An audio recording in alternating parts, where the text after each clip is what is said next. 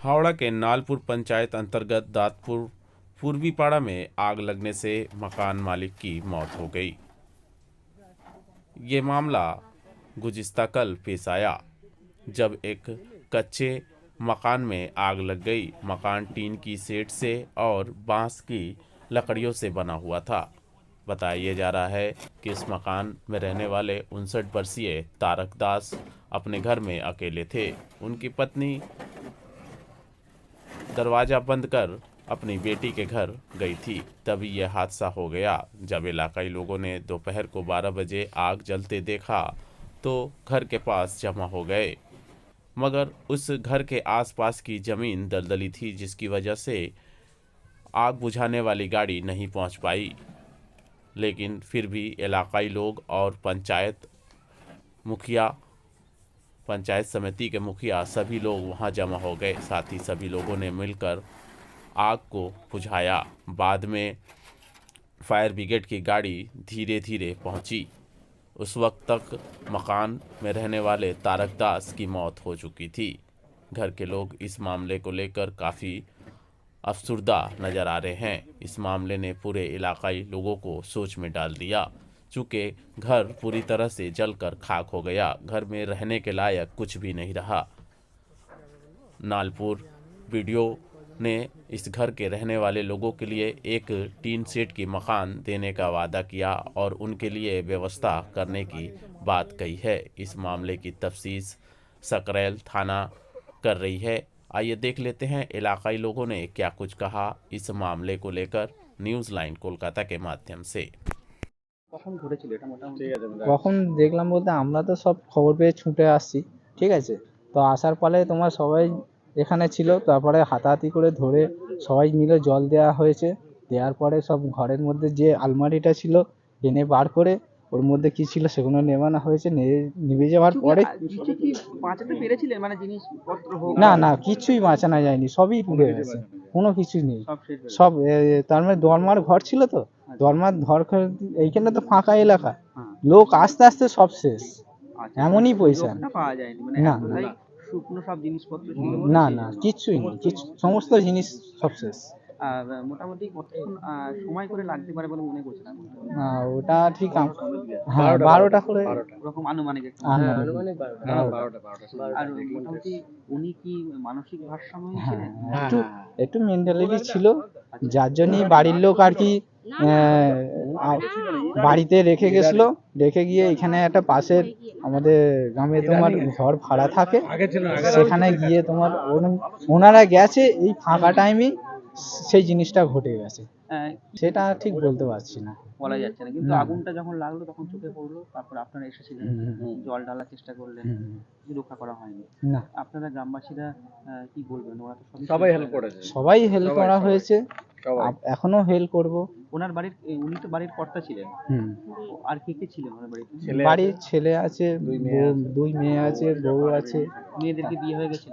হ্যাঁ মেয়েদের বিয়ে, দুটো মেয়ে বিয়ে। ছেলের বিবাহিত হয়নি, তাই না না। ছেলের বিয়ে দেওয়া। আপনার নাম দাদা? অজয় মালিক। এই পাড়াটার নাম? এই দাঁতপুর দাঁতপুর পুরোপাড়া। দাঁতপুর পূর্বপাড়া। ঠিক। উপপ্রধান হিসেবে আপনি কখন খবর পেলেন এবং কখন এলেন এবং দেখলেন কি কি অবস্থায় এখন? আমি যখন খবর পেলাম আমি দ্রুত গতিতে বাড়ি ফিরছিলাম। তারপরে যখনই শুনলাম গাড়ি ঘুরে নিয়ে আমি সঙ্গে সঙ্গে এখানে চলে এসেছি। এসে দেখলাম যে আগুন খুব দ্রুত গতিতে চলছে। আসার সাথে সাথে সঙ্গে সঙ্গে আগুনের খুব মানে কাছাকাছি যাওয়া যাচ্ছে না।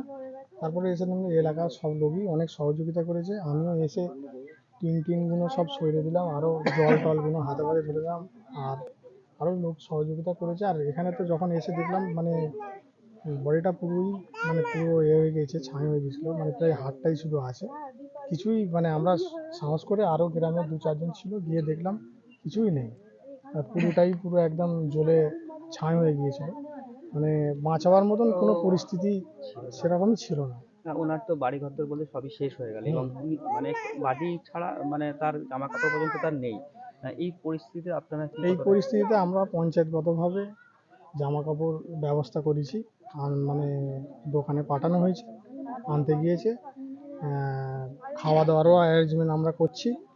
মানে পঞ্চায়েতগতভাবে সেটা আমরা বিডিও সাহেবের সাথে কথা বলেছি। বিডিও সাহেব বলেছে যে আপনারা পঞ্চায়েতগতভাবে ব্যবস্থা নিন, আমরা বাকিটা দেখে নিচ্ছি।